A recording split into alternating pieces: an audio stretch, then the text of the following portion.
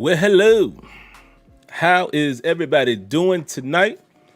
Welcome to the latest episode of Terrible Towel Tuesday. I am your host, SimFBallCritic, live from the Steel Basement, aka the virtual Heinz Phil. And excuse me, guys, as I adjust my microphone here, just to make sure everything is sounding lovely. You sing so beautifully, don't you agree? Y'all know I always throw my movie quotes in there. So what's happening, folks? How's everybody doing tonight, man? Y'all know how we do. We're going to jump right in, man, because I said I was going to stop being so long-winded on the intro.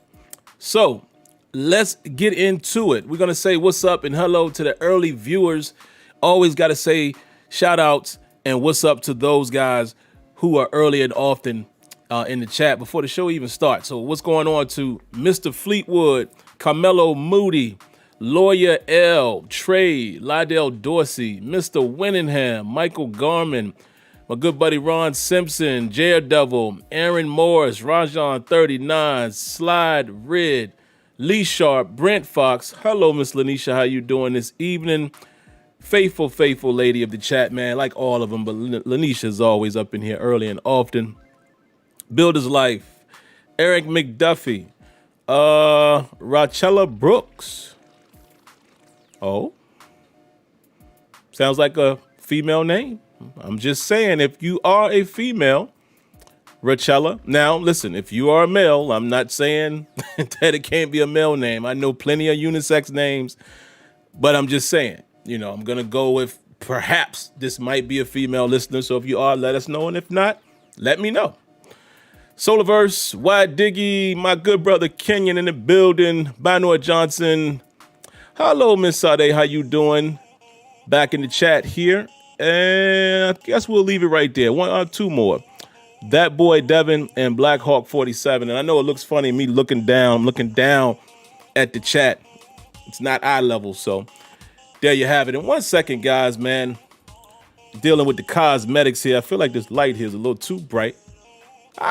There we go. What do y'all think? Better? That's better right there, right? So, all right, let's get to it. What we're going to talk about here tonight, man, not a ton to talk about. We already know that. We'll kind of be scrambling for things to talk about as we wait for the season. Not necessarily the season. We know, obviously we're waiting for that. But, as we wait for the rookies to get into minicamp, which is coming up very soon, things of that nature, OTAs. We'll also, wait for preseason. Once we start getting closer to that, and hopefully, sounds like Latrobe might be in business again this year. If so, then we're in good shape. And 1 second, guys, I got to do an audio check here. Give me a hot second. There we go. Just making sure the music wasn't too loud for you all's lovely ears. But yeah, once we get closer to that stuff, man, that's when we really will have things to talk about, But I do have an interesting topic here tonight. The lead topic, as you see there in the title. What is the biggest concern, man, for the Pittsburgh Steelers as of now, as far as post-draft? Because there have been some signings. And I see a little bit of a trend happening here off-season. And we'll get into that. But the other topics here, brief stuff, man. Latest additions to the roster, so we can kind of lump all that in together. Colbert basically saying, why the fifth-year option wasn't extended for Terrell Edmunds. And, I'll get you guys' opinions on that, whether you believe it or not. And then also, another little thing, man. The media projects the Steelers to miss the playoffs. And we'll chop it up about that. But that's pretty much all I got. That's about all I got. I do have one quick question to throw at you guys before we jump into my comments and topics. How do you guys feel about the NFL kind of flexing their muscles, man? I forget what the guy's name is. Offensive tackle, I believe. Was it for Denver? I could have the team completely wrong, but I know somebody, got injured off-site. And, the NFL kind of flexed their muscles and basically said, listen, if guys are not working out at the facility, you're not obligated to pay the salary. How do you guys feel about that? I think, in my opinion, I'm gonna play it from both sides, but let me give you my opinion first. I think that's whack. I don't like that. I don't like anytime. I don't like mandates. That's the biggest thing. That's the biggest irritant for me. I don't like mandates, right? So to me, it kind of makes it sound like you're going to mandate them practice, train, et cetera, et cetera. Of course, practice, but y'all know what I mean. You're going to make them train at your facility.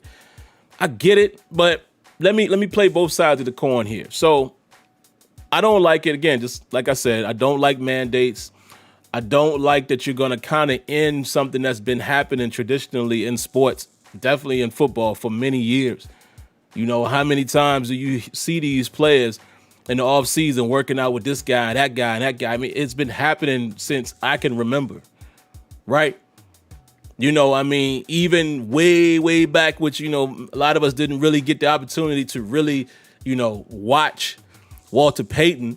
And if you did, a lot of us were super young at the time, so you wasn't really watching, the way you watch football now. But we all know the story of Walter Payton, sweetness and the hill that he would run. The same with Jerry Rice, right? So to me, all of that, you have to throw all of that into that mix. You would go out there and run that hill, or guys would come out and try to run the hill with Payton. You get injured, NFL's off the hook. So I just don't like that because, again, it's something that's been happening for years upon years upon years. You Bud Dupree fans, right? Let's loop it into him. A lot of times we were waiting to see him, see if he was going to click and turn into a pass rusher that we wanted him to be. And we were hearing for the last couple of years he was working out. The name slips me right now. I can't remember the name, but we know he was working out with like the pass rush guru along with others. And then he turned out to be a relatively decent pass rusher. Do we get any of that if he only has to train at the facility? Just a little stuff like that. I'm not with that. Other side of the coin. And then I'll look at the chat and see how you guys feel.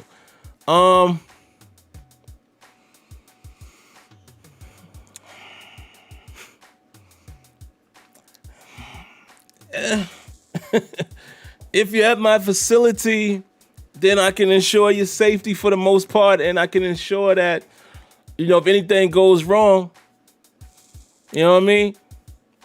We got you. And in a way, it's almost like workman's compensation, right? For those of us who work, in a corporate atmosphere, what have you. I see both sides of the coin. I just don't like it being a mandate. Like, I don't like them flexing their muscles the way they did. Not saying that it's a mandate, but by them sending out that memo and making that statement, that to me shows me what side of the fence they're on. If you want to have it to where it's just a general thing, hey, listen, we're not going to stop you from doing that. But if you get hurt, and some people can say that's still foul, but it's kind of like, just don't draw no line in the sand and mandate things. And again, like I said, even if it's not mandatory, I just don't like them disrupting what has been for the longest time. You understand what I'm saying? But I get it. I get it from a business standpoint. That's your investment. I get it. But if my top dog, the best tackle in the game, or my best pass rusher, my quarterback, is working out in the offseason, he's working out away from the facility, he has a season-ending injury, I can understand from a business standpoint. I always do the quote fingers because I want you guys to understand that it's not my personal feelings. But from a business standpoint, I get it. So I see both sides of the coin, but the way I'm going to side with it, I'm going to side with the players. Let these guys train the way they train. Don't disrupt the way they train, especially, think about it, some of these dudes who are top-notch producers. Remember Antonio Brown? We might not care for him as much now because of how things ended, but remember the type of production that he gave us, and we knew, how he would work out in the offseason. I don't want to take that away from players. Let these guys train the way they want to train. At least give them that. It's bad enough they got to spend so much, time and months throughout the year under the umbrella of the NFL. Let these dudes do their thing in their leisure. And if they produce it, come on, I ain't got no problem with that as the head coach, as the owner even. If I was running the team, injuries happen. You could get hurt. training at the facility. But it's kind of a sucker move to say, well, we'll pay you if you were here. Nah, man, if you value your player, if there's any type of human element, any type of respect, it shouldn't matter where they're training at. Now, if they're doing something crazy, there should be some clauses. Now, if you're out there playing a pickup basketball game, you could call it training if you want, but no, if you're doing something like that, then maybe there's something in the contract that says, well, but if they're literally training in a training environment, let them guys live. Before I read you guys' comments, yes, Richella. Please let me know, let's say Miss Brooks or Mrs. Brooks, if I'm saying that correctly, because I could be Rayshella. I don't know, because pronunciation and how names are spelled, but she did say that she is a woman, so welcome. We take care of the female listeners here. I did see your other comment. You said you listen all the time, but a lot of times you're driving and you don't comment, which understandable. So you definitely know how we give it up for the ladies of the chat. So you are now an official lady of Terrible Towel Tuesday. So everybody definitely welcome Richella. And if you can give me some phonetic spelling on that so I can say your name correctly, please. Don't want to botch your name there. But let me see what you guys think, man, about that whole situation. Let me read a couple comments here.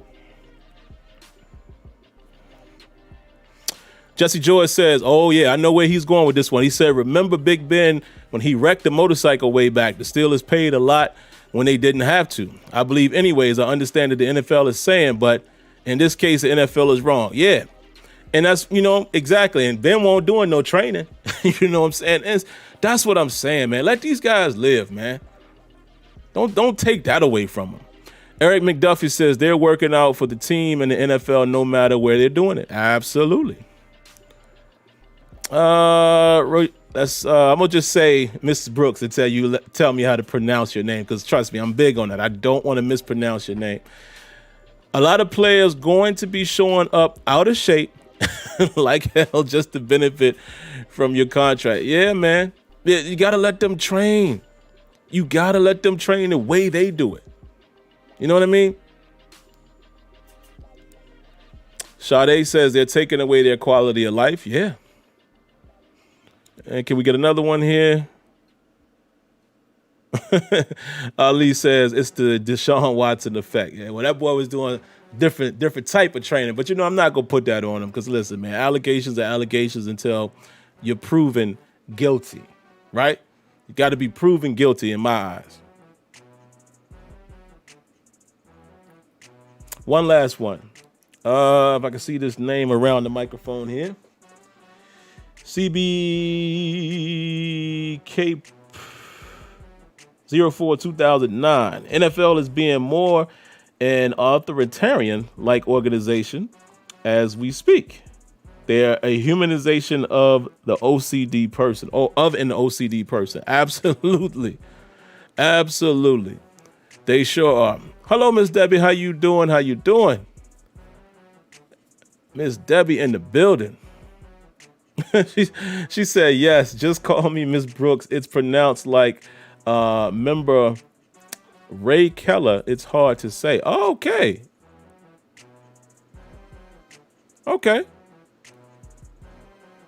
And I still could be saying it wrong. So if you could tell me, is it, oh, you said, okay, R.A., so it's Raquella. Okay, Raquella.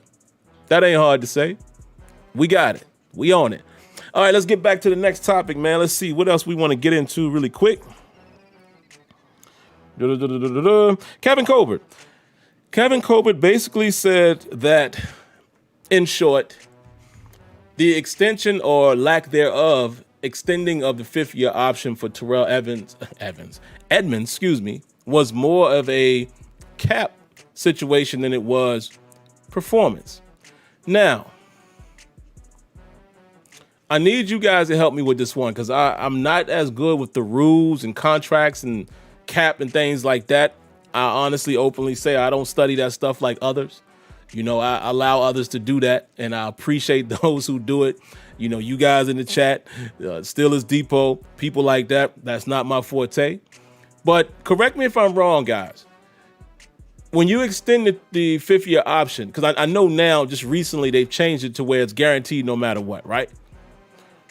But that goes against the cap for 2022. Am I right about that? And I'll pause for a moment for you guys to give me the yes or no. Am I right about that? The cap hit would be next season, not this season, right? Same way that Minkah Fitzpatrick, who got extended, his is going to count next season. Am I correct on that? I'm going to wait for you guys to comment and let me know because, before I go too far down my rabbit hole, I want to make sure that the coast is clear. Okay, Sade chimed in. Thank you. So did Steelers Cards. Thank you, my good brother Kenyon. Yep. Everybody says you are correct. All right, so here's the thing.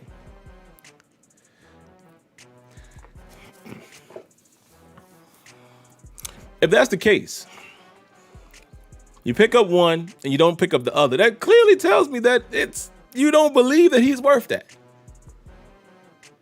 Now, I'm not getting on Kevin Colbert. Excuse me. I think he gave a very friendly answer. But it just so happened that your other safety was due and you paid him with the quickness. It's a such thing as tap dancing around the answer. And what else do you expect Kevin Colbert to say? Even if they don't feel that the player has played his potential, it's hard to just come out and say that. But clearly, all of us with open ears and open eyes, we can hear and see exactly why it wasn't extended, because everyone is expecting the cap to explode next year for the most part, where it's already projected that the Steelers could be one of the top teams with having cap space. Cap is not going to be much of an issue next season, right? I know they're trying to get TJ Watt done, but even with that, it's not going to be such a huge deal to where Edmunds, if you really wanted him, what his amount was going to be on his 5th-year option, you could have done it. So I definitely think it was more performance. And like I said, I am not a Terrell Edmunds hater. I think Terrell Edmunds is a decent, I might even go as far as say a solid contributor to the Steelers defense. Might not go as far as saying a solid safety, only because I expect a little more, a little different things that I expect to see from both safety positions. But I do think that he wasn't too far from being a solid safety in general. As a strong safety, he's not a playmaker. Once I realized that, we gave him a year or two. And once we found out by year 2, going into year 3, that he wasn't a playmaker, I took that off the table. And I said, all right, what else can he do? Can he get better with tackling? Can he play better in the box? Can he get some PBUs? Can he cover tight ends a little better than some other safeties that we've had? Can he do these things? I think he has got progressively better each season. So, honestly, I wasn't ready to throw him in the trash. Because, again, these positions are hard to come by, man. In all of the skill positions that we all want the best of the best, it's hard to find these guys, right? So Terrell Edmunds to me was solid. Not great, but I'm just talking about in terms of our defense with us having Minkah. Now, if it was Terrell Edmunds and, no disrespect, Mike Mitchell, and that's our tandem, you know what I mean? You might feel a little worse because neither one of those guys are really the guy. The playmaker. One of your safeties has to be a playmaker. Now, some guys are going to be a playmaker on this level, and some guys are a playmaker on that level. There's some guys, you're not just talking strong safety. I'm just talking safety in general. You're going to get an Ed Reed at some point, luckily, right? You might stumble across a Troy Polamalu. God, you know what I'm saying? All I'm saying is a lot of times you're lucky to have one of your safeties is more of the playmaker. He might not be a superstar like a Polamalu and an Ed Reed, but he's a playmaker. But when neither one of them are a playmaker, neither one of them are getting any type of interceptions, and I'm talking low averages, guys. I'm talking 3 to 4 picks a year. I know some people are going to say that's a little extreme, but I'm just saying, if in 3 years you don't have 7 interceptions as a safety, because then now you gotta consider tip balls. And you know what I'm saying? I'm just saying. An NFL safety, you would think the decent, solid ones who are playmakers, again, they don't have to always be quality interceptions. I'm just talking about being around the ball. I don't think that's too much to ask for. We have that in Minkah Fitzpatrick. We don't have that in Terrell Edmunds, and that's fine. So I was going to allow Terrell Edmunds to be what Terrell Edmunds was. You know, Debbie, look at Debbie's comment. She said not only Kevin Colbert was the tap dancing, it was more of the soft shoe. Yeah, man. But there you have it. You know, he says it was more of a monetary thing. I still feel like it's more of a performance thing. All right, the only thing else I got, guys, we'll do the roster thing and we'll talk about the biggest concern. I'll get that out the way, and then, you know, we'll kind of lump that into why maybe the media is saying what they're saying, and then I'll take some phone calls, and then we up out of here. So, first thing I'm going to do, man, let me go here to some tabs that I have open. I'm just going to give you guys a couple thoughts. So, most recent transactions, we all know who the draft picks were, so I'm not, going to go into that. But since then, as of May 1st, agreed to terms with undrafted rookie free agents. We all know who they are. Rico Busse, Isaiah McCoy, safety Lamont Wade from Penn State, safety Donovan Steiner from Florida, Shakur Brown, who is a cornerback, Malik Gilbert, who's a cornerback, Lamar Watson, who is a linebacker from Kentucky, and also another linebacker. Where did that accent come from? Y'all hear that? Linebacker. Another linebacker, Kevin Bundage from Oklahoma State. Okay, so those are your 8 unrestricted or undrafted, rather. I'm about to mix 2 different things. Undrafted free agents, UDFAs, right? But since then, we also signed DeMarcus Acey, which, again, it was reported that he was signed, after the 7th round, and I guess didn't happen that day, but boom, it happened. So he's now on the roster. Steelers waived tight end Charles Jones, which is a guy who had a futures contract. And they also waived punter Corliss Waltman, which he probably should have saw that writing on the wall as soon as the Harvey kid. What's his name? Let me get his name correctly. Hold on. Let me find him. Presley Harvin III. All right, so Jordan Berry is probably shaking in his boots as well, because this boy, I hear, can boot the ball. Pun intended. So now look at this. As of the 7th, the Steelers signed, listed as safety, Arthur Millette, I think it's Millette, to a 1-year contract. He recently played with the Jets. I'm not so familiar with him. But then they waived safety John Battle, and they waived cornerback veteran Trevor Williams. So this is what I want to talk about. And I'll read to you the position. Actually, I'll read you the positions first. I want you guys to just listen to all of these DBs that we have on the current roster. And I know it's way before preseason, but to me, it's a little telling. DeMarcus Acey, Shakur Brown, Mark Gilbert, who recently found out he's a cousin of Darrelle Revis, Joe Hayden, Justin Lane, Cameron Sutton, Stephen Denmark, and James Pierre. That is a whole pretty good, decent amount of cornerbacks and DBs, yada, yada, yada. But those are just guys who are considered to be cornerback and DB. So now let's go and see who we have at safety. And the names are as follows. Antoine Brooks Jr., okay? Terrell Edmunds, Minkah Fitzpatrick. They have Arthur Millette listed as a safety, Donovan Steiner, and Lamont Wade.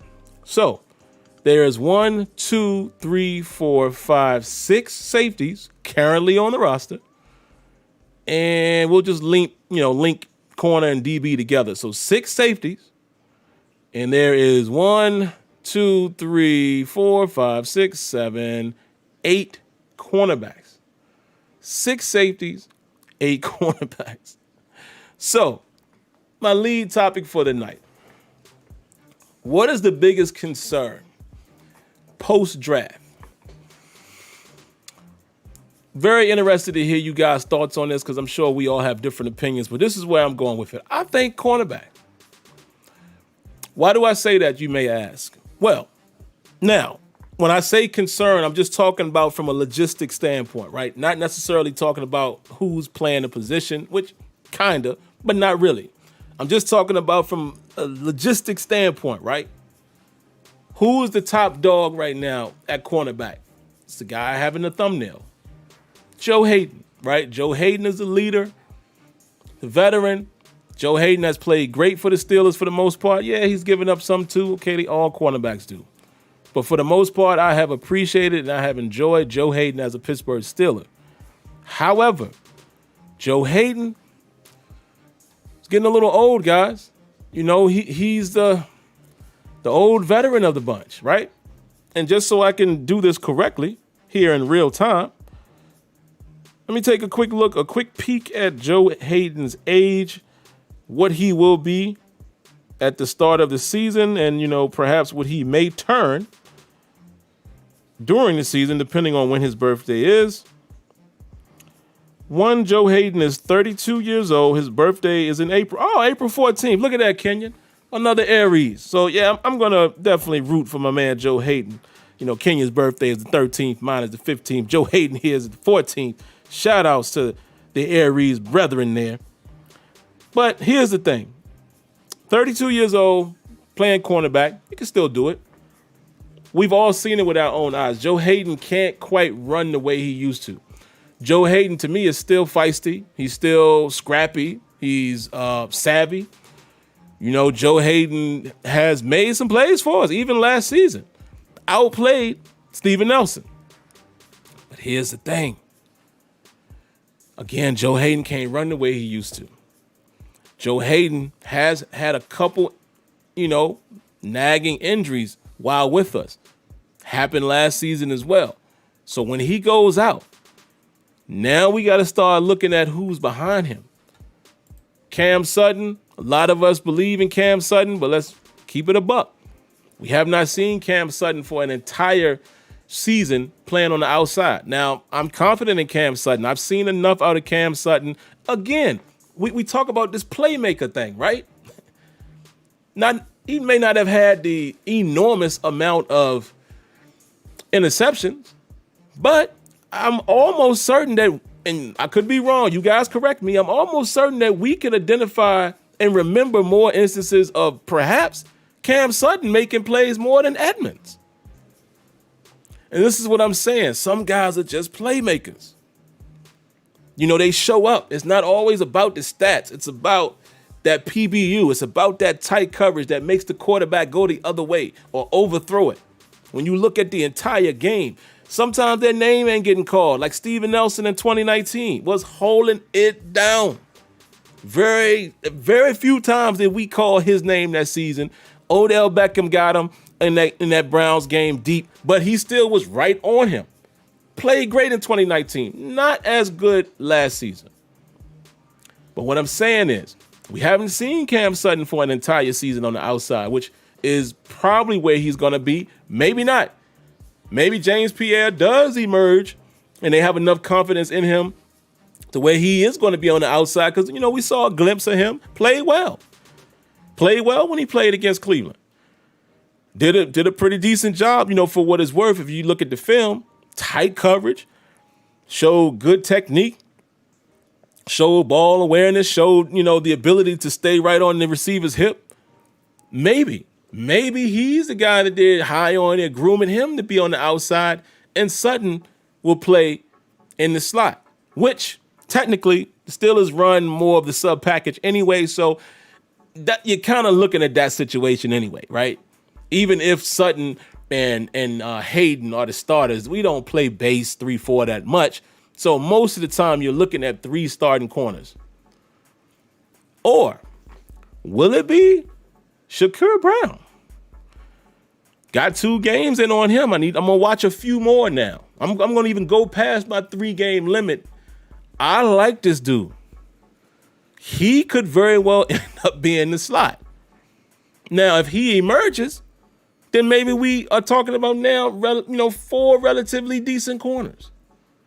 But these are still all unknowns. They're all unknowns.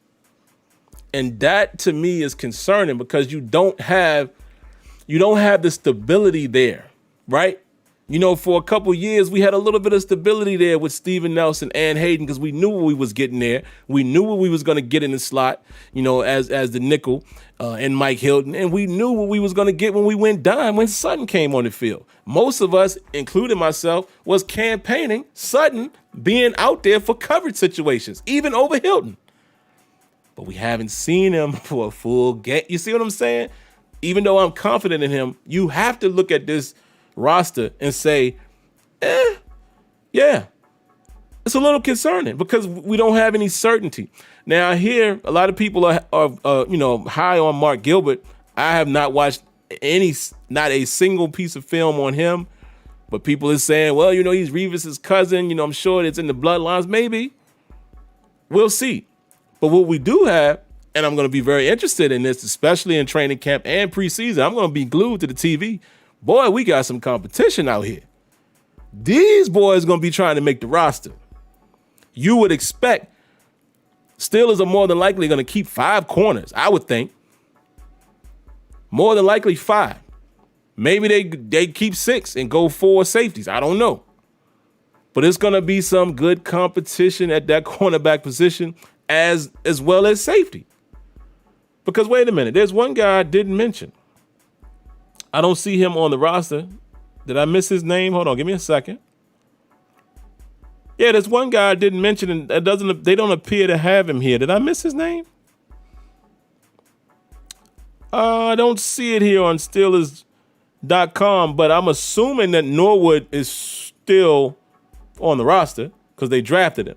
So there's another guy that you throw in the mix. So now you add another DB. So what did we say at first? It was 8 corners, 6 safeties. You throw another one in there. I'm looking forward to this competition between these guys. But I would have to say that to me, that's the most concerning position. I mean, there's many more. You know, you could say that about edge.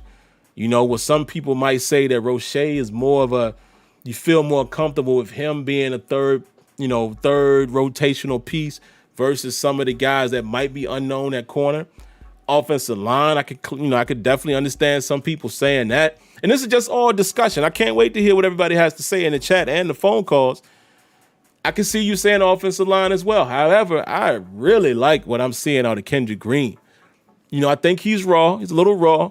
You know, there's some things he's definitely going to have to show up and, you know, tighten up. Hopefully they can coach him up. But you can't coach that will to finish. You can't coach that. That's that mentality. Y'all know I'm big on that.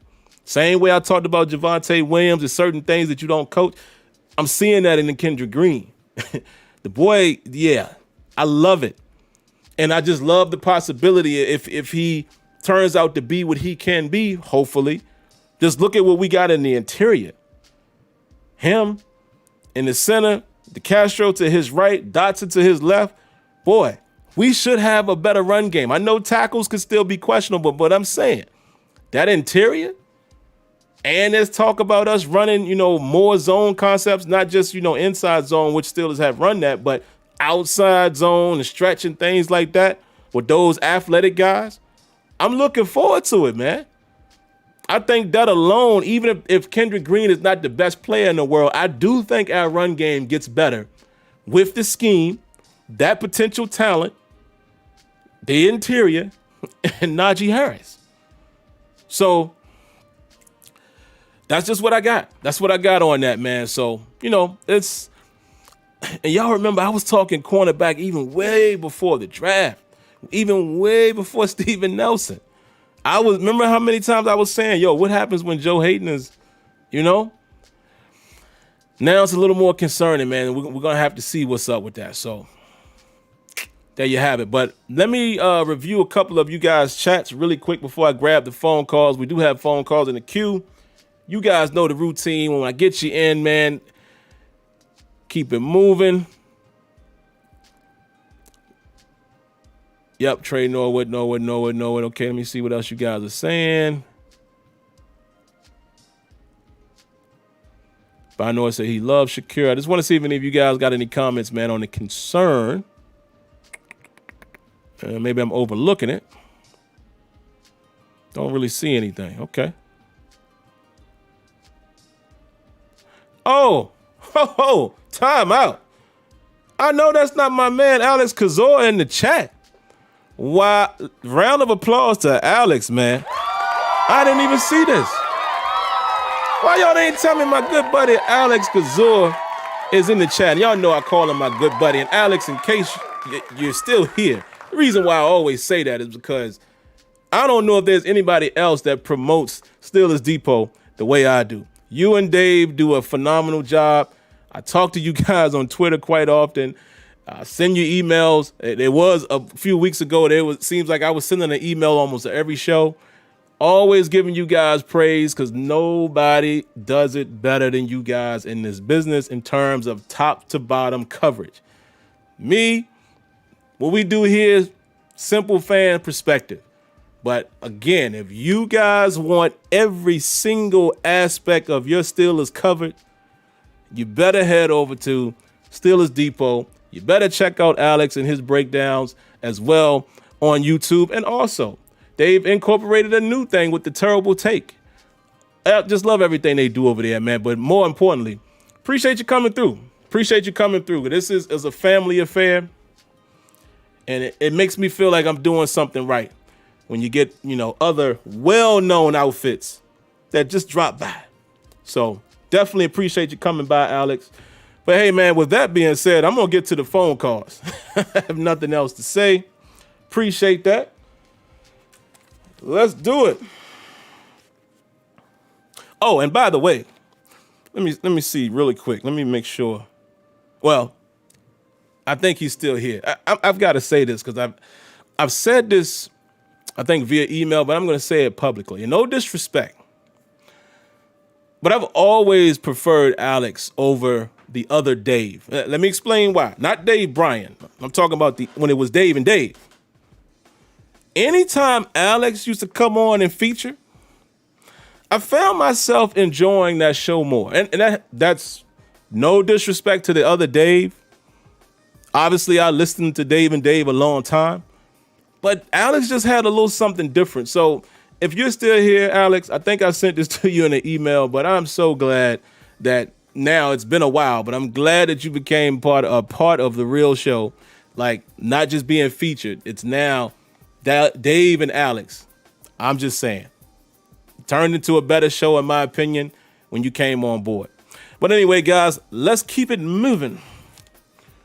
Who do we have in the queue first here? Mr. Winningham, area code 803. What you got for us tonight? Good evening. Alex and those other guys, they really give you a lot of insight along with Kenyon. Leading up to the draft and after the draft and after when the season's over with, giving you a little bit of information on an individual player and their plays. Offensive line still kind of concerns me a little bit. Not interior. I feel we're really good interior. We're just going to have to see what the two tackles can do. That's going to concern me a little bit. That's probably the reason why you got a lot of negative feedback on how the Steelers are going to do this year and what we're going to do. Hopefully Coach Clem and Coach Canada with the schemes will bring on something a little different and not as predictable as one of the Baltimore Ravens said in an article I read today. And but I feel that our secondary, we got ball hawks. We got size in the secondary. I feel our secondary is going to be exciting in training camp. Guys like maybe Justin Lane might want to think about safety, because I feel that those guys that we have in the secondary that we just brought in, Shakur Brown, Gilbert, Norwood, those guys are going to be. We're going to have some ball hawks in there that nobody is seeing. Last thing, we do need extra depth on the outside linebacker. We do need.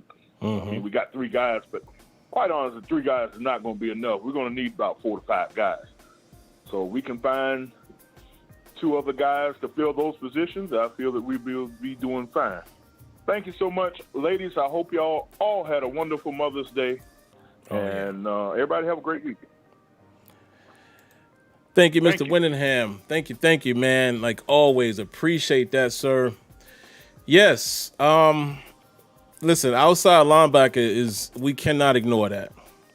That's why I said this was going to be an interesting conversation, because pick one. Pick one that's more concerning. But I do share the sentiments of my good brother Kenyon here. He says he's not as worried. I'm not worried about them. It's just that we know there's going to be some shakeup and somebody is going to have to push through. And that's the only reason why I'm a little concerned, because, again, once you get past Hayden, let's just think about if Hayden goes down. What does that look like? But, man, there's a tremendous hole at outside linebacker. Edge rusher, which is one and the same. Yeah, this is going to be a tough one. But let me move on, man. I don't want to take too much time. I want to make sure we can get all the calls in. Next up is area code 910. What you got for us? Hey, what up, Sam? Hey, what's going on? Speaking call, there's months to go by. This is Freddie G, man. And I wanted to say something because I'm a little disappointed in the draft. I think we made a gigantic mistake by taking Fair Bluff. I'm not going to hold you long. I know you have that time, man. I don't call that often, but I like, if I could say this, it's okay, respectfully. The most important player in the draft to me was not Kyle Pitts. We went to Auburn's pro day, and he's in Cleveland now. We're going to have him to deal with for the next 10 years, was Anthony Schwartz. I wanted him better than I want water in the desert, man. And we went with Fairclough. And then in the third, we had another chance because he didn't go until a couple of picks after us. In the third, we went with the Kendrick guy that Mel Kiper said needs work with. I hope he don't, but I'm so disappointed. But the last chance is that Fairclough can what you call a field flipper. He can flip a field, man. There's 4-2 guys. Henry Ruggs in Vegas. You got Tyreek in Kansas City. You got Hollywood in Baltimore. Those are field flippers. He can take a 12-yard pass, and if he has an angle, he can be a 98-yard touchdown if you make one mistake. You can't make but an inch mistake with him. A lot of people, 40-yard gain with him, it could be an 80-yard. We got to deal with that for the next 10 years. And I would have took him just so I wouldn't have had to deal with him. But they think Bear Bluff is the answer, and I wish him well. But on another point, I'll get to that on another call. I think we got our future quarterback. You dig this story. He didn't go to Penn State. Roland Rivers, the third. You talking about our future quarterback? It's not Josh Mason. Long story short, I seen his video. That'll make me feel better. They didn't take Justin Lane from Tulane last year, but that'll take that bee stinger out if they kept him. But they want to go with Mason and Josh, which is a mistake. They don't have it, personally speaking.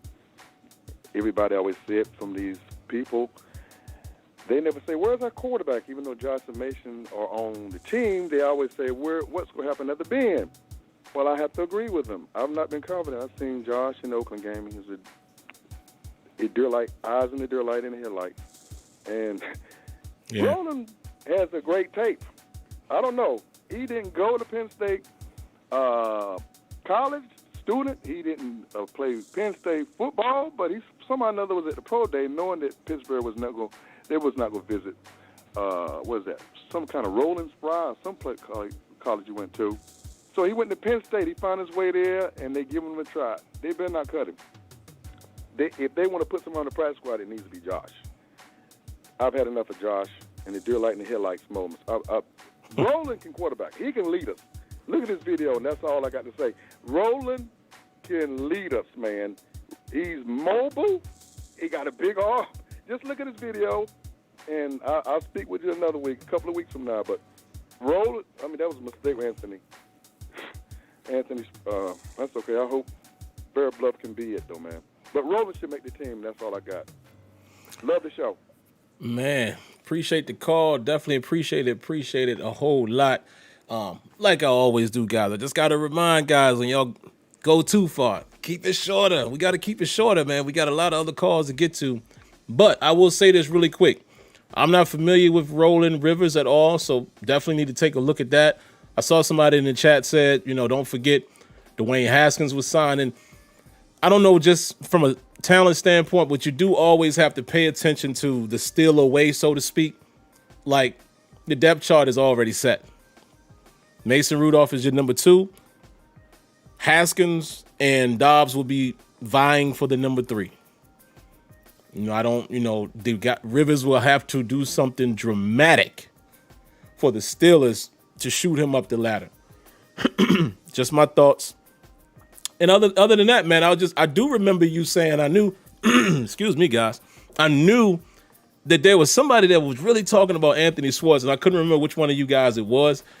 Hey, I think he has a nice game. We all like who we like. I don't think he was a guy that I feel like was a must-have. That's just me. I won't say that he's not, because you feel the way you feel about him, same way I felt about Javonte Williams. So I'm not going to disagree with that, but I won't say, I don't know. I don't think it was a miss with Freiermuth. I have a feeling that he might pan out, but we all have to, TBD. We shall see. Well, let's move on, man. Next caller, area code 651. What you got for us? How you doing, Sam? Good. What's going on? Not much, man. Thinking about the cornerback position, one person I think a lot of people forgot about was Brooks Jr. He played in the slot a little bit last year, and from videos, he did pretty well. And what was the biggest thing people said we would lose with Hilton? Being able to play in the box, make tackles, blitz. Brooks Jr. came up around in the box at Maryland, so I mean he'd be a perfect replacement if he could cover, which was Hilton's issue. Pierre, good on the outside. We'll see if they want him out there, but I knew the fact that we signed him to a 3-year deal as an undrafted free agent, I knew they really liked him. I don't know how often we do that, but that was a big thing for me. Trey Norwood, he's a ball hog, but I hope it's not like that safety we had a couple of years ago that was a 7th-round pick and led the league led college football in interception and just burn out.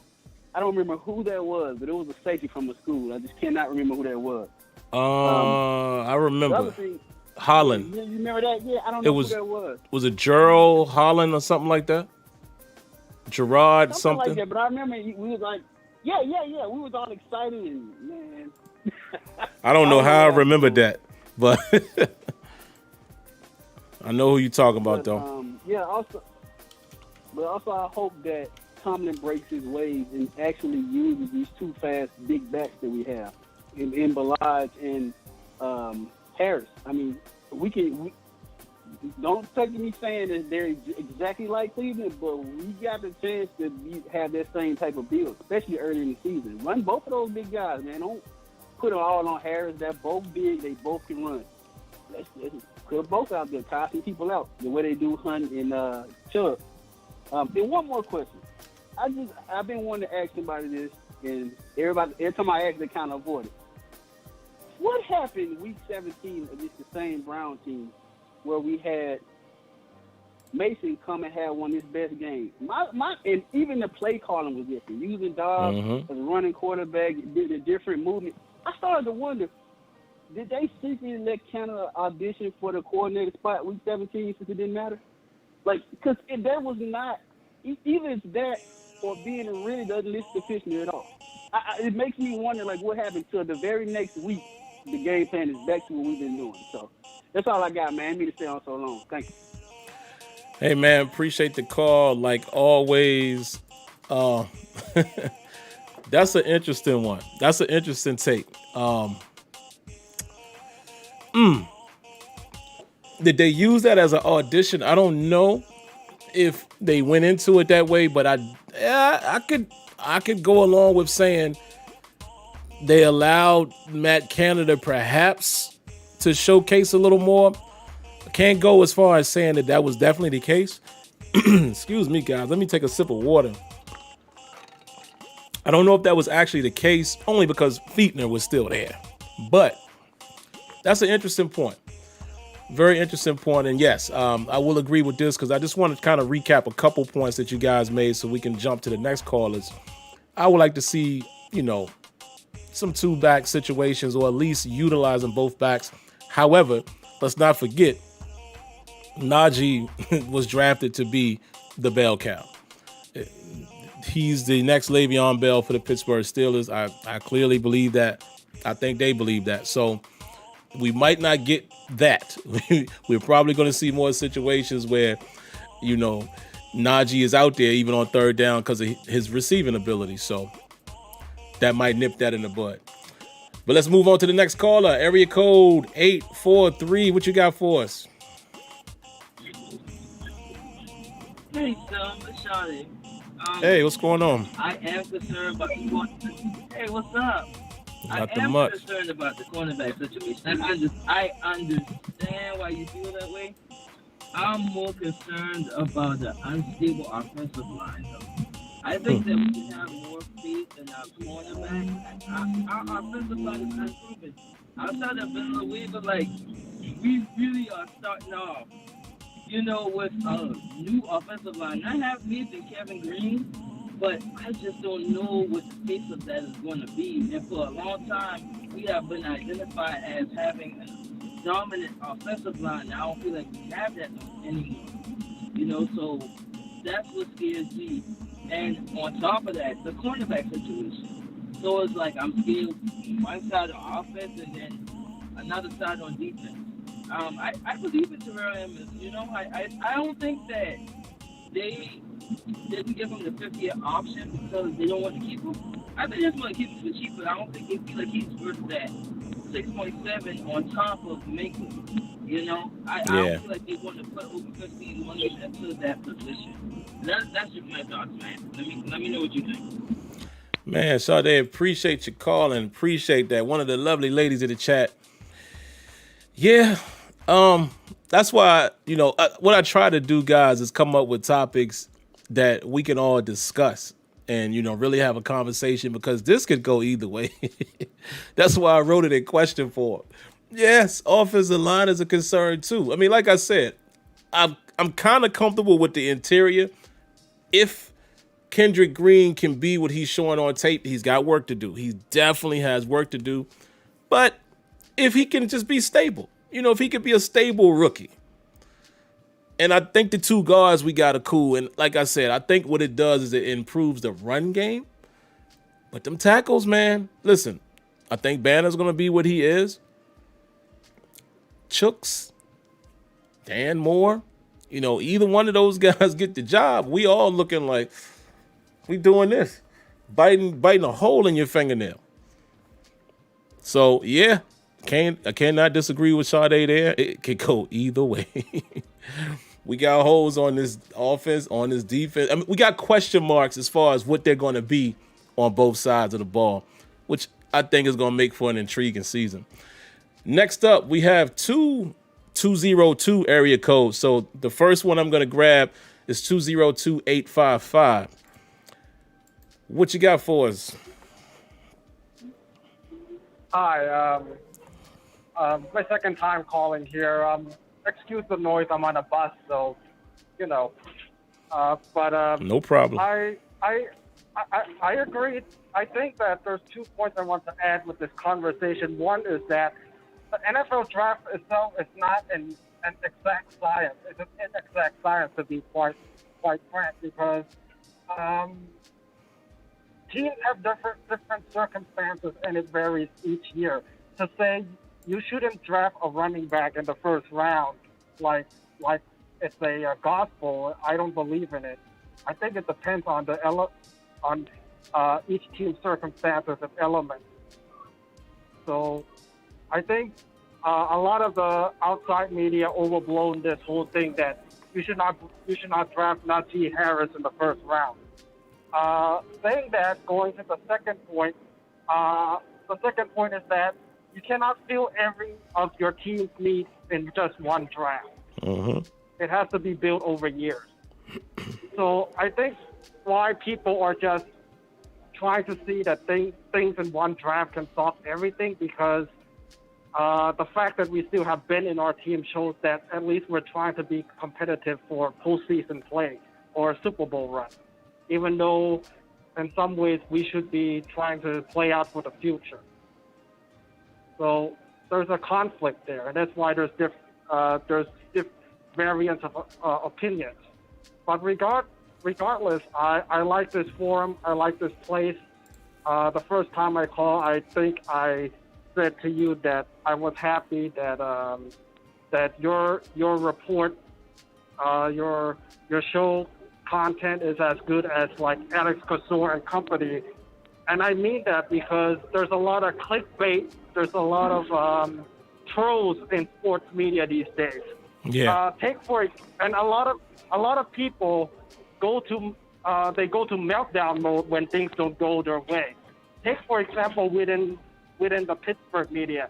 Of course, you know Mark Madden and how like he's so abrasive. And another guy in YouTube, and his YouTube name it's kind of a scratch head of himself. Urinating Tree. He likes to post videos videos making fun of sports teams. And I heard when the Steelers draft Najee Harris, he went into meltdown mode and think that this year we're done or something. So that's why I appreciate what you have done for for the Pittsburgh Steelers fans. Man, what a compliment, and thank you for calling. I appreciate the call. I'm humbled by that because honestly, that's the reason why I was drawn to Steelers Depot, right? You know, they had the greatest, to me, greatest news, like real news. But then on top of that, when I found the podcast, and shout outs to Tony, my brother Tony put me on to the podcast when it was then Dave and Dave. I like the objectiveness. And especially now with Alex, and I say it like it's new, but Alex has been there quite a while now as far as the podcast. I just like the objectiveness because that's how I am. They're never going to oversell and they're never going to overhype. They just say it what it is, even as diehard fans. I mean, listen, Alex lives in Pittsburgh. Think he's not a diehard, but you have to be objective, and I respect that. I cannot stand clickbait. I hate that. I try to make it my best to, okay, so we're YouTubers. Do I create a title that's going to get people's attention? Of course. But I talk about that. You know what I'm saying? I just try to always keep that integrity, man, when I do. So when people recognize that and appreciate that, over humbled by that. So thank you for that call, man. And I did want to comment on one thing. You did say a lot. You said a lot of good stuff there, but you're right. There's no exact science. I always say that. There's always projections. We can feel a certain way about taking a guy at this point and at that point. But if the Steelers hit on 3-4 of these guys, that conversation goes out the window. You know what I mean? It's all projections, man. And like I said, when you look at the talent that was on display, it was extremely hard for that organization to pass on Najee, even though a lot of us would agree, man, maybe you could go somewhere else in the first. Hard to pass on a guy like Najee Harris when he brings everything that he brings. So thank you for that call. Appreciate that. Next up, the next 202. What you got for us? Hey, what's up, Sam? How you doing? Good. How you doing? Good. Just about to give my quick thoughts and I'm out of here. But I just want to say, I think a dude that I feel like he could come in a little bit more ready than a lot of people think is maybe a Dan Moore Jr.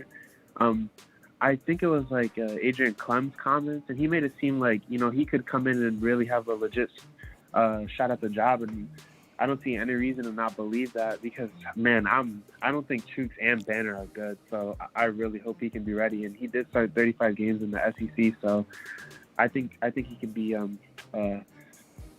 good player at the gate, hopefully. And then the other thing I wanted to comment on was the cornerbacks. And I don't really, man, that's the one area I feel is the worst on the team. Like, I feel like the cornerbacks, I feel like it's going to be a scary situation this year. Like, so much of our cornerback play is dependent on, obviously, the pass rush, which is a little bit more thinned out. Losing Dupree, Tuitt, Hayward are getting older, and then man, like if Minka Fitzpatrick isn't back there, like we've known how bad our secondary has looked, and and then next I just wanted to point out like something that I found interesting with like the Steelers, obviously, and this is kind of related to the cornerbacks too. Is like obviously we kind of punted on the position in the draft because it's by all accounts it looks like Norwood's gonna play safety. It seems like with the punts we took late and the UDFA guys that we signed corners who had a lot of ball skills, and all three of them had a season with at least 5 interceptions, and Gilbert had one with 6, I think in 2018. And then my last reason for like some pessimism is I feel like, man, like we're just relying on so many injured vets to like stay healthy. It's like, man, like by the end of the season, DeCastro was on his last legs. Like I know like people seem to be a little bit more high on him, but I just didn't think he was good in a lot of games. Like I think it was the Washington game, like along with Filer, he was getting destroyed. Like those Bama D tackles were taking his lunch money. It was embarrassing. And then the other two are Tyson Alulu and Ben Roethlisberger. Like Tyson Alulu, man, he was playing at a ridiculous like all-pro type level for the first 5-6 games. And when he came back, like our run defense was horrific. You know what I mean? Yeah. Like we got gashed by Nick Chubb, the Cowboys, Tony Pollard, Ezekiel Elliott, and it's like obviously we already know the quarterback. Like dude looked like he couldn't even move late in the season. So man, I really feel like there's a lot of optimism within the fans, and I see it, and I'm like I want to be hopeful, but man, we're relying on a lot of old dudes. You know what I mean? And last one that I forgot is I think even Cam Hayward got a little bit banged up late in the season, so we're relying on a lot of dudes that are 33, 32 years old, and it's like football is a young man's sport. But that's all I wanted to say. As always, I appreciate your show. Now it's like I've been a person who's always been scared to call in because I've been listening for a while, but now I'm just trying to make it like a regular call. And as always, I enjoy your show and keep up the great work. Man, thank you for the call. I definitely appreciate that. And yeah, man, don't be afraid. Get your points out, man. This is the safest environment ever. I don't care if somebody misses a word and stutters or what. None of that matters to me. This is a safe environment. Get your thoughts off. We'll chop them up. And yes, definitely appreciate you calling. And yeah, man, the cornerback position is interesting. We got some what appears to be talent there. It's just that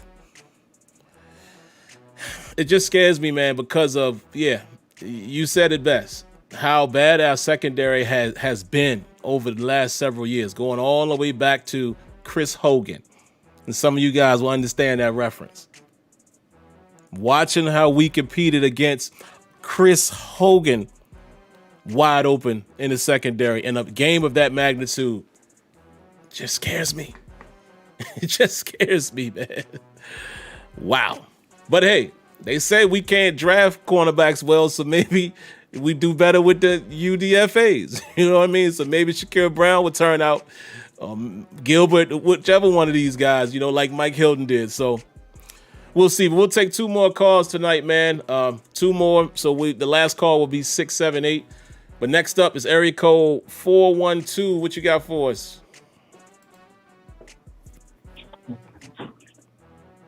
Yeah, hello? Yes, sir. Okay, so I'm calling because next season is going to be probably my funnest season as a Steelers fan for 2 reasons. One, I'm moving to Pittsburgh in next week. There you go. Yeah, so I'm making a seat there for his last season. Now, the second reason why is because I've finally given up all hopes for a Super Bowl as long as Mike Tomlin is the head coach. Oh, okay. As long as Mike Tomlin is the head coach, we Steelers can kiss the Super Bowl goodbye. So I'm finally going to enjoy just a season of football, just to have fun. Win, lose, or draw, I'm going to have fun. Now once we get rid of Tomlin, now I'm finally going for number 7. Going for number 7. But that's all, man. You have a good day. Hey, real quick, because I like that take. I like different opinions.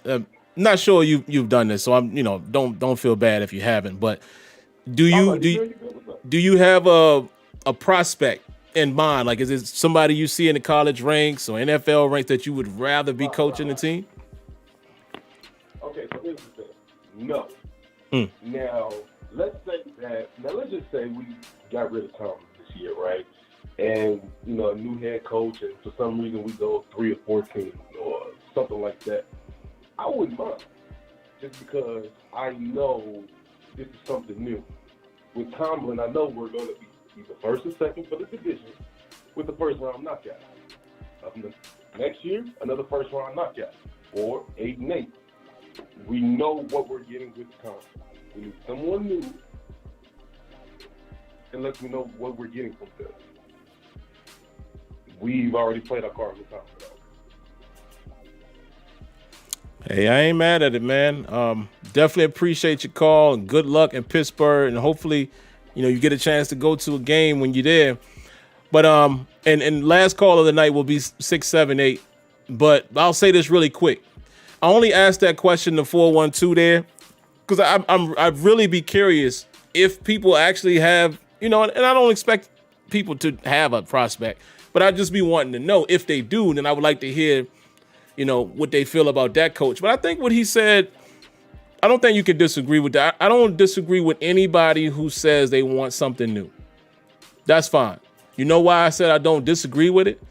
Because to me, that's a better response than just saying Tomlin got to go.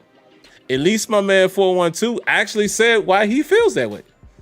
Now, it's up to you to whether you agree or disagree, but I'm telling y'all, I'm objective. So I'll let people say their opinion and I listen to it. I can respect his opinion. He gave a reason as to why. Boom. That's all I was looking for. Me personally, though, I don't think, this is my opinion, I don't think Tomlin is the reason why we're not winning. I just don't believe that.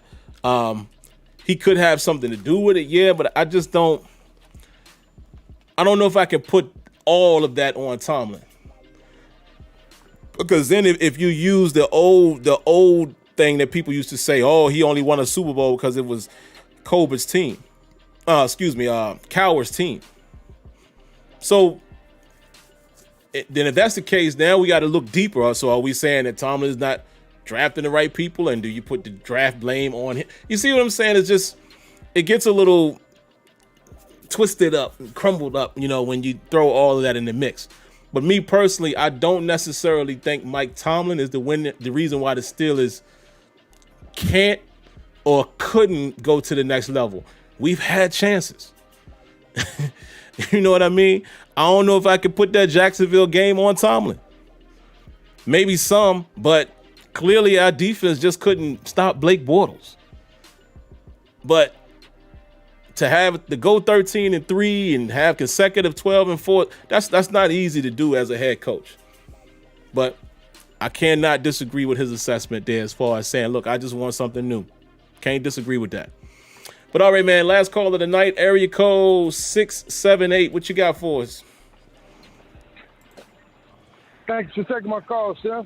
Oh, yeah. I appreciate what you're saying about Coach Tomlin. Most of the time, you know, spoiled fans like ourselves, you know, we quick, fast to say we want somebody up out of there. Like you said, the year we was 13-3. If we go back and look at the film, I don't think Coach Tomlin threw any one of them five turnovers that they had. Even though, I mean, you know, he had some touchdowns, but, you know, 5 turnovers. I mean, there's a lot of them games right there. You know, they say that the quarterback is the most important person on the team. He gets a lot of the credit and too much of the blame or what have you. But if we go back and look at the film, number 7 is a lot of the reasons why we either got bounced in the first round or, you know what I'm saying, he's some of the reason why we went to the playoffs in the first place. Unfortunately, with Ben Roethlisberger, we never really got consistent play like a Tom Brady or Drew Brees, Aaron Rodgers. And he would be one of the greats because he didn't have some of the most spectacular defenses in the game. And that's going all the way back to when he was a rookie. And And that also goes with Terry Bradshaw too. But we're just spoiled fans, man. You know, that's why we want everything. We want everybody to hit. You know, they saying that if Najee Harris don't break Franco Harris's rookie record, that was a bust. I mean, that was not a good draft pick. Right. I don't see how you just say that after. I mean, first of all, he got a brand new offensive line. When Franco Harris got there, his line was established. You know what I'm saying? They weren't looking for people. They already had their people. And also, I just want to say this, and then I'll get off the telephone. I think we're sure that offensive line definitely. We're trying to figure some things out. We need some more help at outside linebacker, and I think we're short kind of at safety. I think that's why a lot of those guys are corner/safety, because I think they're trying to find somebody that can play down in the box and cover better. And Terrell Edmunds plays good in the box. And to me, I mean, I'm comfortable. I mean, I like him better than that one guy. Oh, man, let's see. Sim, help me out. That one safety that we had, you don't like him either. Back in the day. Free safety or strong? The one that free safety, I apologize. Free safety. Oh, Lord. Mike Mitchell. Mike Mitchell, that bum right there, boy. Golly. He's the one that let Logan get a flea flicker. You know, I'm saying, come on, man. But anyways, yeah, we're just a spoiled fan base, man. Spoiled fan base. Anybody want to get rid of a man that's 13-3, 12-4, because you want to try something new? What? All right, then. No thanks to that. Well, hey, Sim, I will say this too, and then I'm out. If the Rooney start complaining about Tomlin, you know he's about to go. Yeah, right? yeah. Thanks for taking my call, young man. Man, no problem. Thanks for calling, like always. You too. Thanks for calling. I appreciate all you guys that call in, man. And we took quite a few of them tonight. It looks like they're going to start rolling. So next week, you know, I let everybody live tonight. But next week, we got to shorten them up a little bit, man. Just so everybody gets the chance to say what they want to say. And, you know, again, I speak things into existence. I envision one day it's 20 calls in queue. Because, the show has grown to that, and there's no way I'd be able to let everybody rock for 3, 4, 5 minutes. You know what I mean? Really quick, man, let me stop myself and recognize Lydell Dorsey. Round of applause. Appreciate the donation there, man. Definitely appreciate it. So let me read your comment. He says, next year the Steelers are projected to have $75 million. Is that where we address cornerback or offensive line? Good question. Because, and I could be wrong here, again, I'm going to plug them once again. This is the reason why you definitely want to be following Steelers Depot, because I'm sure Dave Bryan knows. But what I was going to say here is I don't really recall in the Ben Roethlisberger era that we had a bunch of cap. Maybe, during his rookie contract, but I don't know what it feels like. Maybe I'm forgetting a year, but I don't know what it feels like to have $75 million in cap space for the Steelers. I don't think I've ever seen that. So maybe that is the time that we actually go get one of the top notch, one of those guys, right? Can't forget about TJ Watt. We're going to make him the highest paid defensive player. We know that, especially if he continues to play the way he has been. But maybe that is the time when we go out there and get the solid veteran, that can help us out. So we shall see. That is a good point there. Oh man, here y'all go again with the donations. Thank you, Real Facts. Shout outs to you. Round of applause. Man, let's read your comment as well. It says, Sim, who is this lineman who was going to fix the O-line by himself that we should have drafted in the first round? Because the media hates our draft. I know, man. That's the thing, Real. Just like I think it was the first 202 who said that. I think it was him that said, it's not an exact science. Oh man, hold on. I got to interrupt myself again. Miss Odessa. Thank you for the donation. Round of applause. Really appreciate you. And speaking of which, and if Rochella is still here, we did a ladies panel. If you're interested in that, and I'm sure we will be doing another one. So you ladies, you all have my email. Y'all let me know when y'all ready, because y'all a crew now. So I'll let y'all get together and boom. Let me know when y'all want to do that again. Y'all know that the door's open anytime y'all want to come in and we'll do that. But yeah, man, the media, again, even some of us, let's be honest, even some of us will want a certain offensive lineman. And it's like, listen, one player doesn't make or break. You know, you hope that the players you draft adds into the piece, and I can take these headphones off now. You hope they add to what you're trying to do, right? From, like Tomlin always says, using his words, I'm concerned with what this unit can do to help us get where we want to go. And that's how you kind of got to look at it. There's no one player is going to do that. Now, sometimes you get a superstar. Obviously you would expect the Jaguars to be a little better with Trevor Lawrence, right? You just expect that. Even if the line wasn't good, you got to expect that. You know what I'm saying? And obviously, look at right here at the Steelers. We all expect the run game to be better. Regardless of what we do on the line, I still expect those opportunities where the line is holding their blocks. I expect Najee to get off, right? Even if the line isn't much better, it still should be a better performance with him back there that could do a little more creating. Some things I don't care who the running back it is, ain't gonna happen. But y'all know what I'm saying. I feel like what we have in the interior, we should at least be able to average more running yards and rushing yards than we did last year. And also, I'm sure Matt Canada is going to scheme up some things. But it's not just one player. It's not like just drafting Jenkins or Slater or any of those guys, Creed, Humphrey. It's not like that one player was going to make or break. And if we're talking offensive line, just look at what the Cowboys did for those years.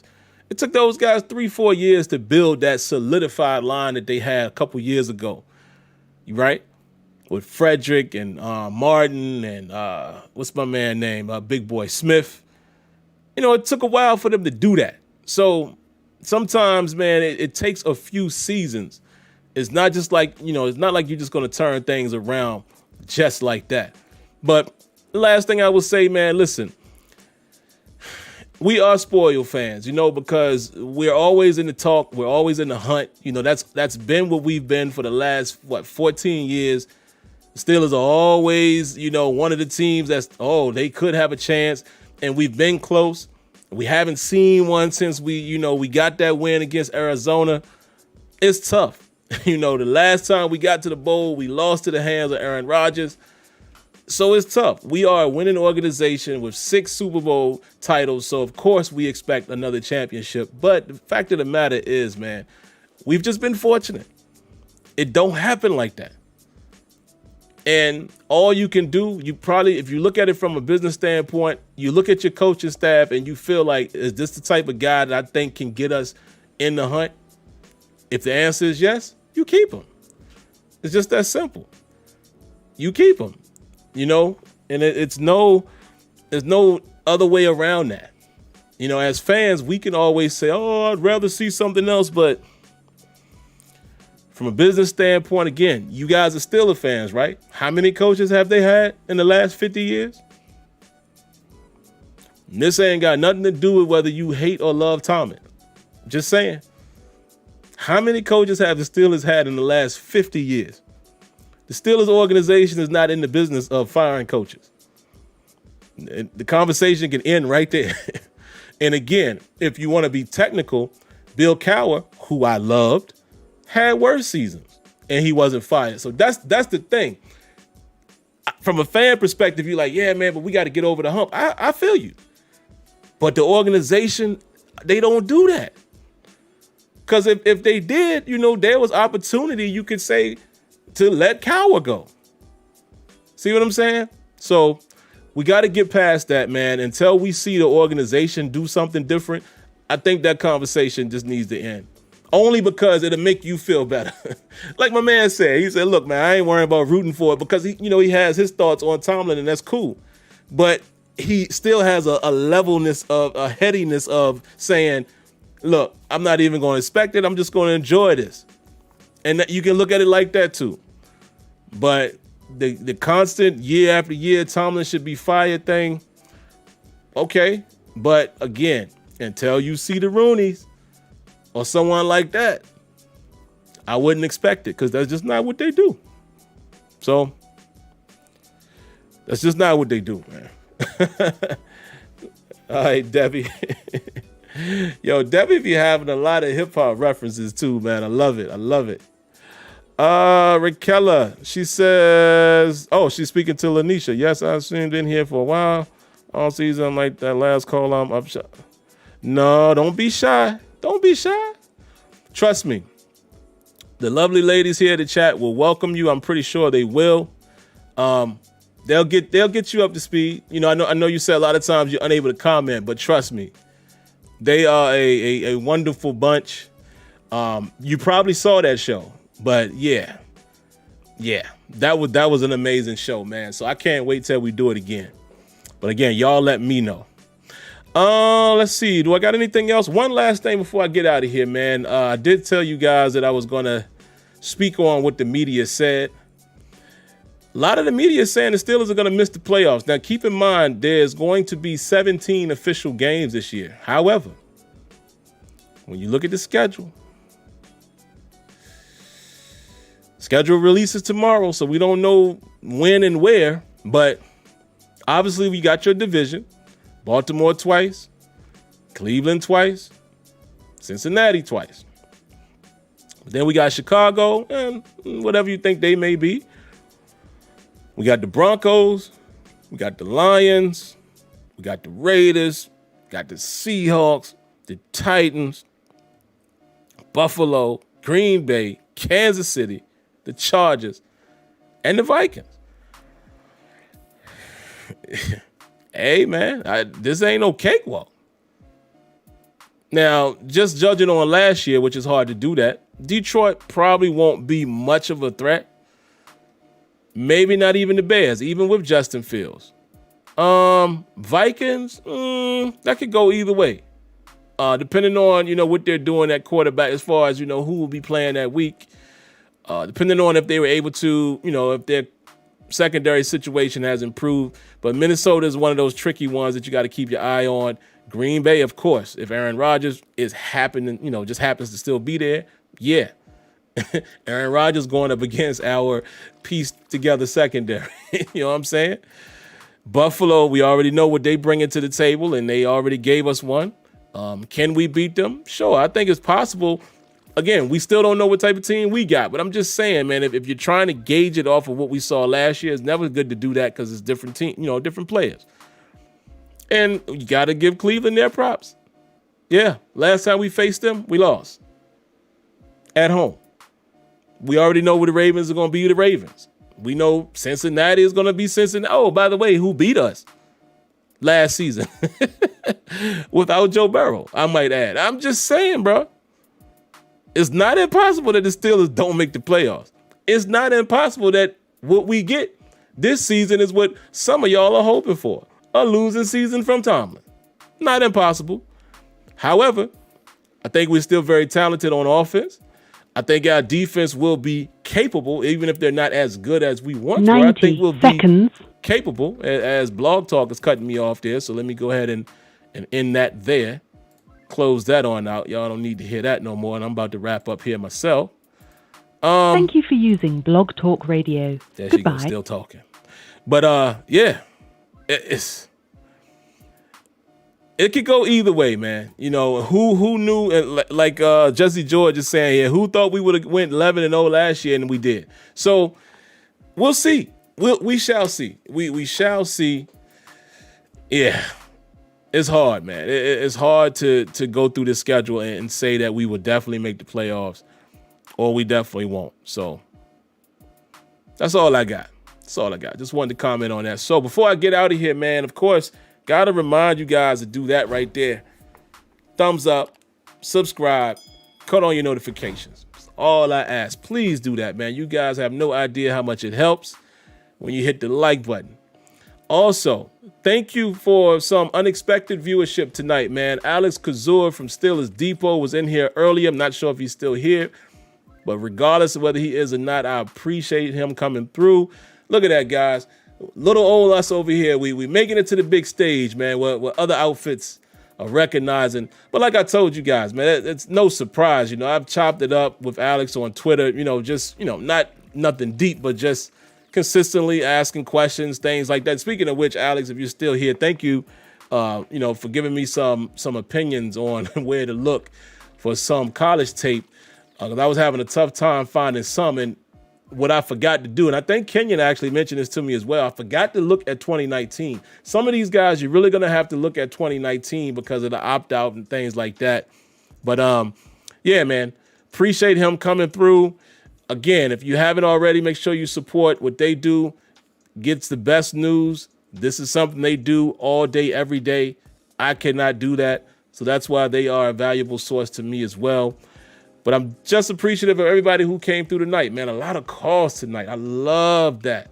I love that. I don't want to be the only talking head. And I know it's my show per se, but this is a family affair. This is a fan-based show. I always want to hear what you guys have to say, but that's all I got, man. Let's see. Was there anything in the chat I needed to address? I don't think so. I think that is a wrapski. So y'all be good. Have a great week. Enjoy yourselves if you're in good weather. For whatever reason here in the part of Pennsylvania where I live in, it's only getting up to about 60, 62 as a high, but at night it's back down into where you got to cut the heat on. I don't understand. Here in mid-May, I don't get what's happening, but anyway, man, love you all, man. Again, thanks for coming through. Have a great night. God bless. Stay safe. And thank you for tuning in to Terrible Towel Tuesday. Peace.